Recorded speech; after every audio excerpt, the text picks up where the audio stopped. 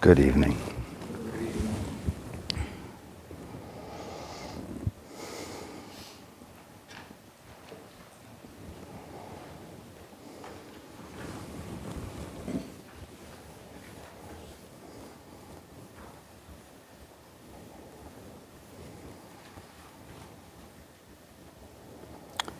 I am going to take a moment here, perhaps many moments.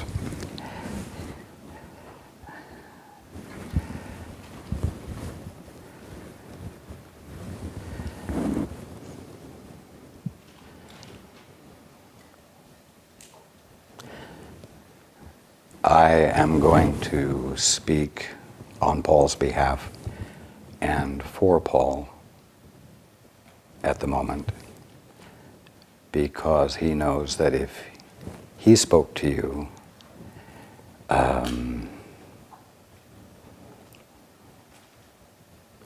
he would lose his cool. He wishes to apologize to everyone for the delay this evening.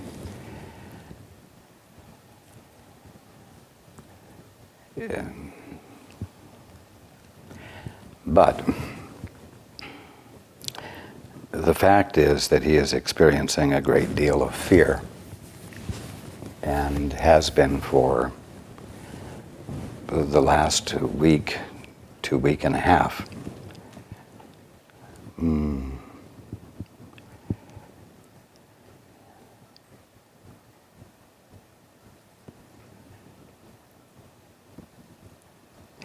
And it is making it difficult for him to hear me and let what I am saying flow smoothly and freely. And part of my talking here is to help him feel being on the beam with me and to relax so that the flow can smooth out, and so that he can find himself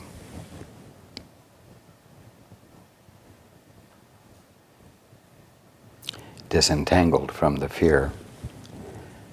Very simply, the fear revolves around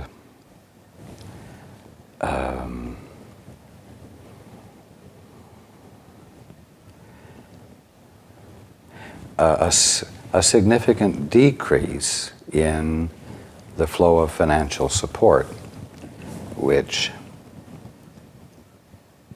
his ego insists on turning in on him.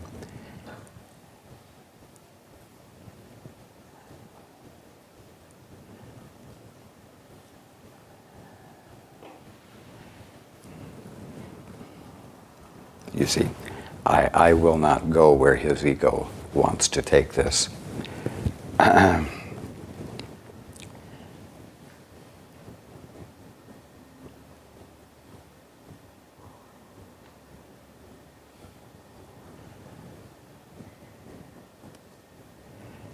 Needless to say,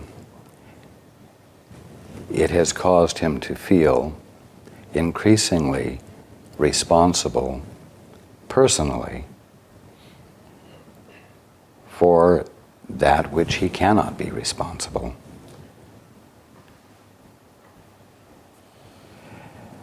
And this has been overwhelming.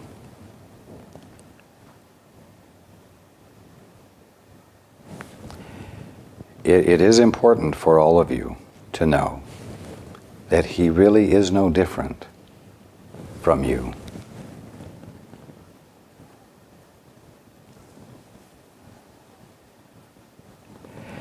And when fear enters the picture, it is still necessary for him, as it is necessary for every one of you, to make a conscious choice as to whether he's going to listen to the voice for fear or to the voice for truth.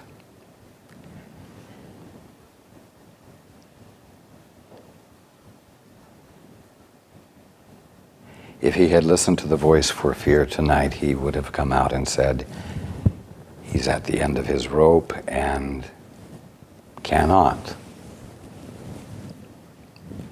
be present for the gathering this evening. That was not his choice, however. Even though he was and still is far from the place of peace that he finds normal under these circumstances.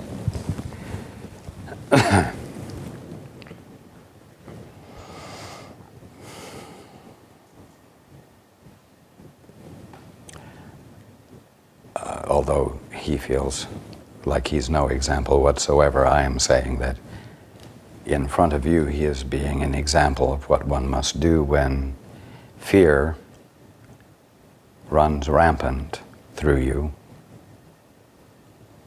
and every fiber of your body says, hide. And what it means is, hide from the truth that would be the answer.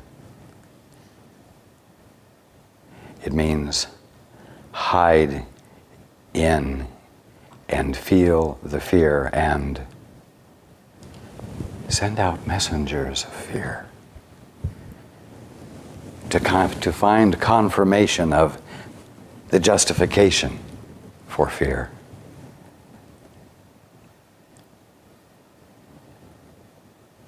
A different choice has to be made. Even though it isn't what one is, even though it isn't what one feels naturally and spontaneously like doing. One has to choose for love, one has to choose for truth, and one has to choose for extending it. Right in the face of the fear. Not against the fear, but instead of the fear.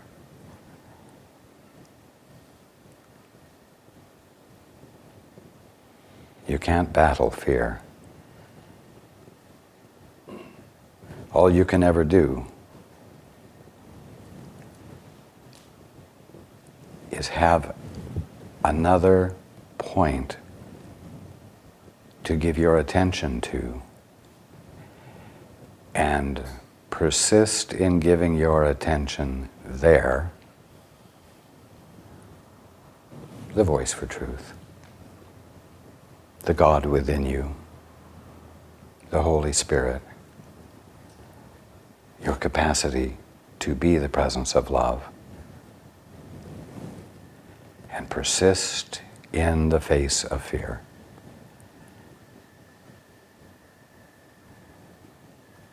Whether the circumstances that have occasioned the fear or that seem to justify the fear have changed or not.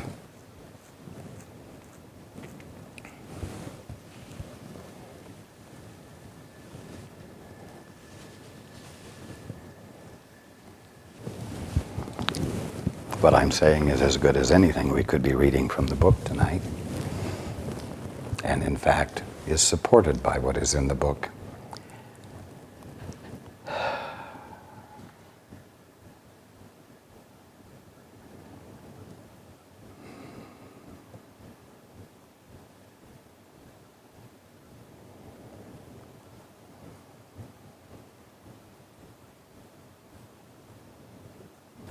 I have assured Paul that he is not blocking me at this moment.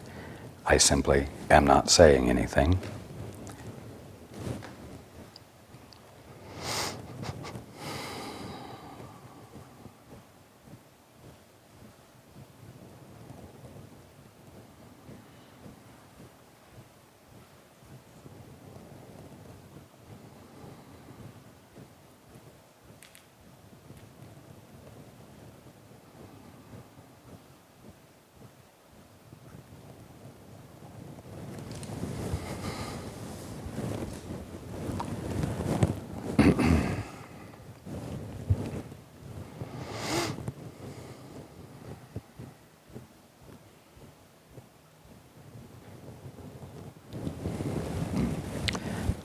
Paul wishes to convey a commitment to you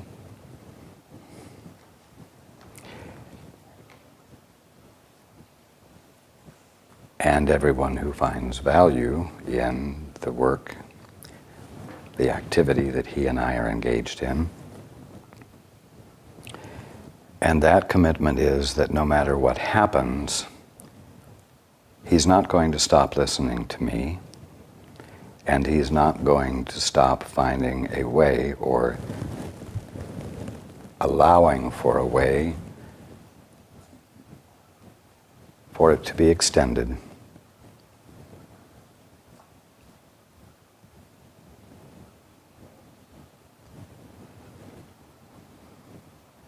Nothing will stop him from that.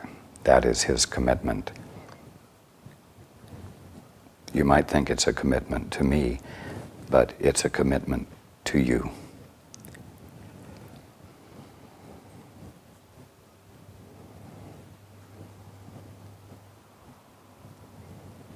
That is the way it has worked. That is the way it will work. That is the only way it will work.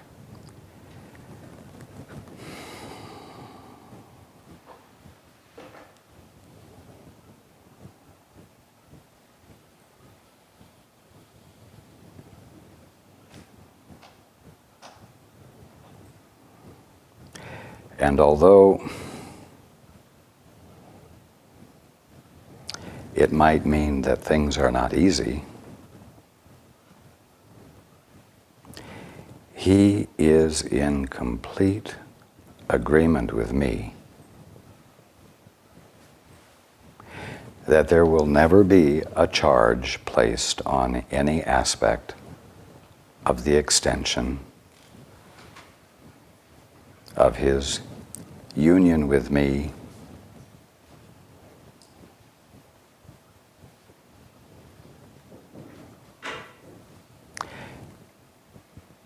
and his commitment to that is not an intellectual commitment. He knows that this is the only way it will work. And he is in harmony with the fact that that's the only way it will work. Not that that's the only way it will work for him, but that's the only way it will work for everyone.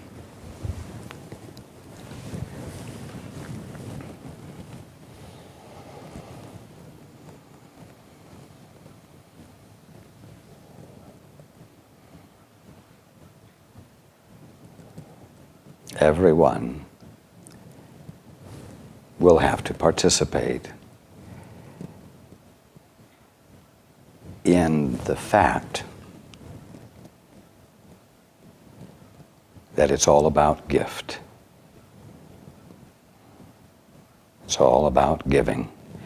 It's all about extending. It's the Father's good pleasure to give you, extend to you the kingdom. All that is. If that's the way the Father works, that's the way being works. If that's the way being, existing, works, that's the way each of you works.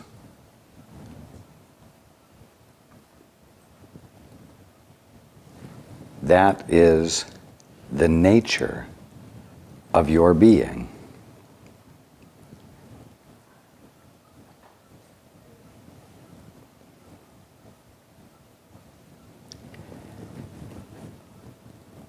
When one tries to act on one's own, one spontaneously behaves defensively. And one gets into the mode of getting, acquiring, possessing, and then protecting one's possessions. The exact opposite of gift. the exact opposite of extension, the exact opposite of love, the exact opposite of caring.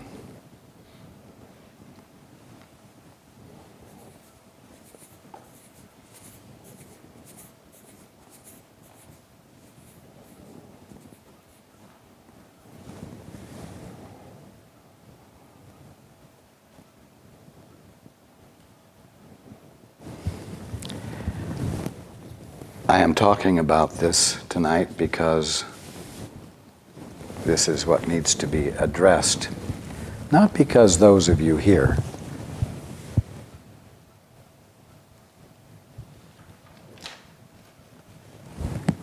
do not reciprocate, not because those of you who are here are not giving, not because you're not supporting enough. This isn't directed at you. But I am addressing a general attitude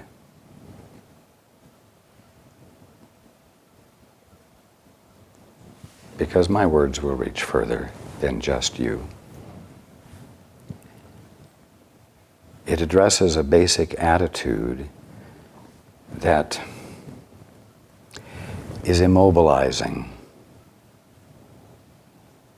to the experience of the influx of wholeness for absolutely everyone who isn't awake.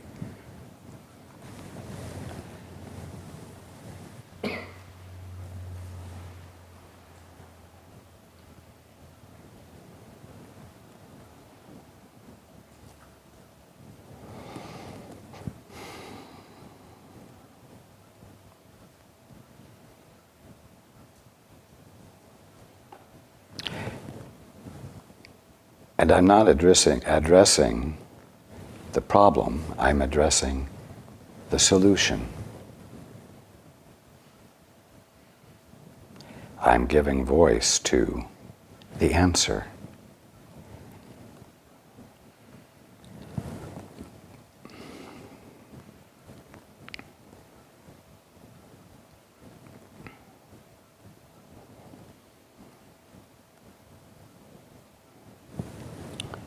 The answer for everyone.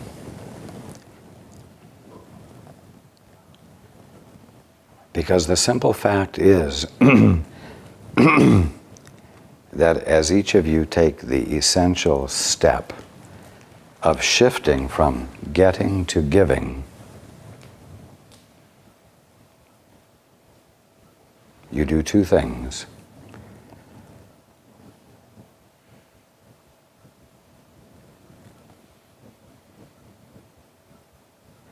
You become, first of all, an agent for change in the world.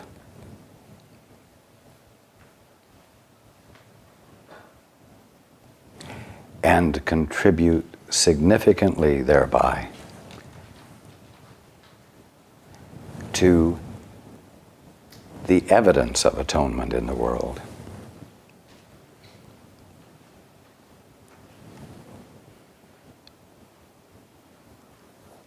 And the second thing is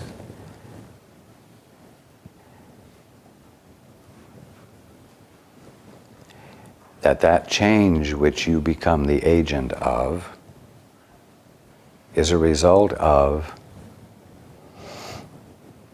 your fulfilling your function.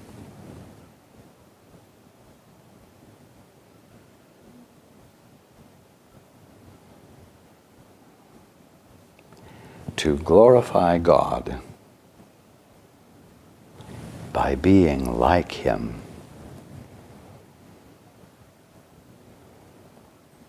Instead of trying so hard to be different from Him.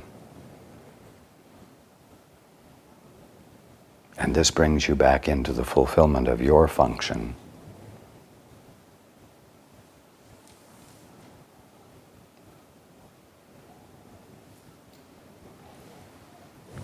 And this is what the Course is about. This is what awakening is about.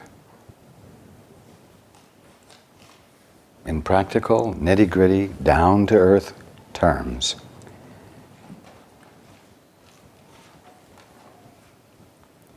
Where what's down to earth becomes transformed before your eyes, and you begin to see the evidence of heaven.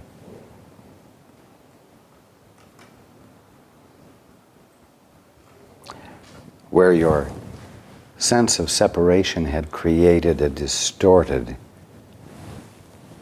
experience called the world and universe.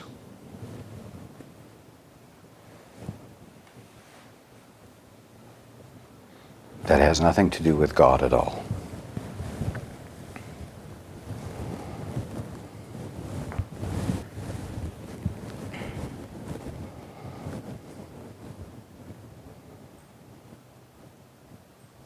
This, we, Paul and I, will continue to give voice to.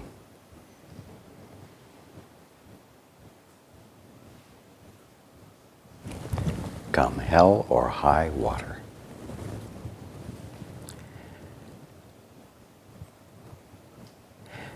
Because it is the only answer, and because it is the only thing that will dissolve the experience of hell and high water.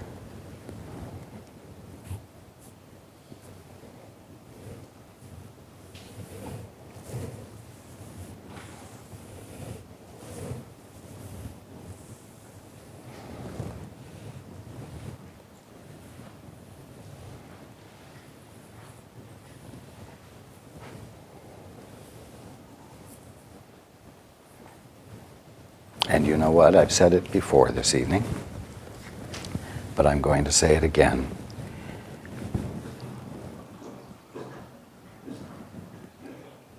Don't think that because you are consciously engaged in an apparent process of awakening, which is an endeavor that is to your credit.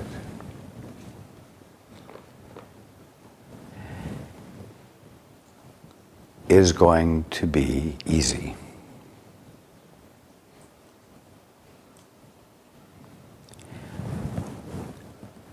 Do not misunderstand.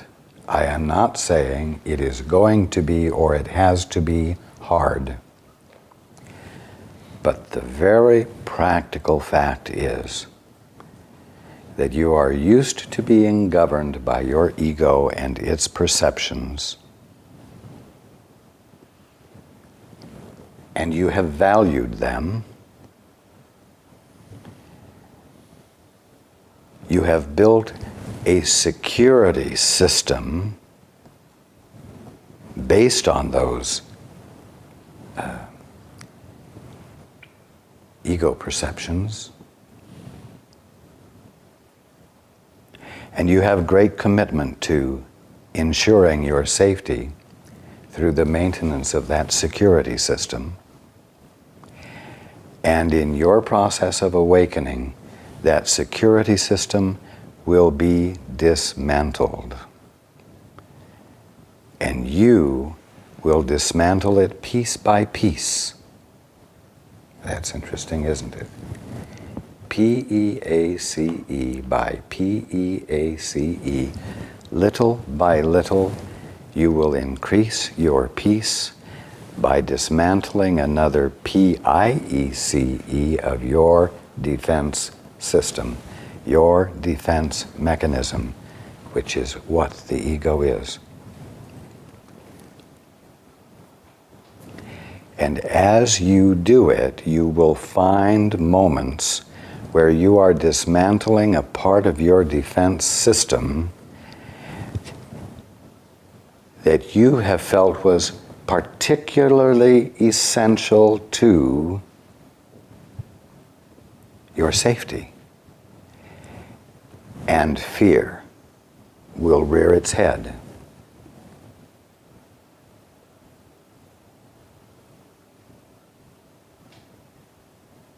Not for the first time, but for the millionth time. And it's reared its head so many times that you're very familiar with every aspect of and every detail of that fear and every justification for it. So that when it rears its head, it's easy to feel the fear fully, even though the dismantling you have engaged in has actually weakened it. And you will have to do what Paul is doing this evening, and that is continue with the dismantling in spite of the fear, because you know that in the dismantling of the defense system, you will feel your inviolability, your innocence, and your absolute safety that requires no defense system. And because there is somewhere in you that you know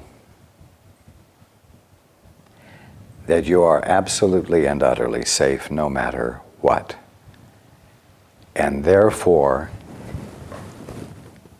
it is becoming more and more apparent to you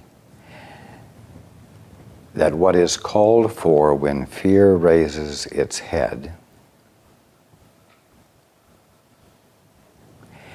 is to not energize it by giving your attention to it and being distracted from the dismantling of the defense system. That is what I mean when I say that it isn't easy. But you must understand that just because it isn't easy doesn't mean what you're doing is wrong.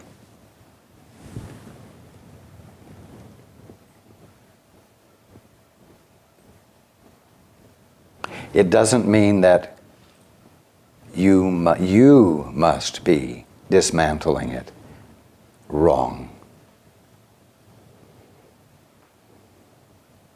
It doesn't mean that you must not really be engaged in awakening, else everything would be smooth and hunky-dory.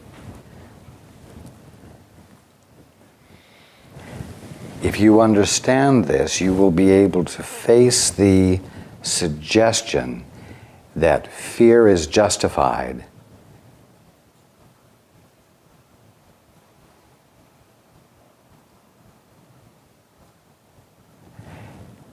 and that there is reason to disengage from dismantling the defense system. And you will persist, whether it's comfortable or not.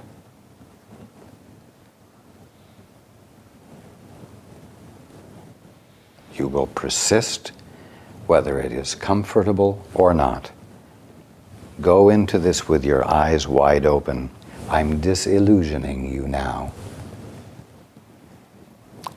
I am removing illusions that you might carry with you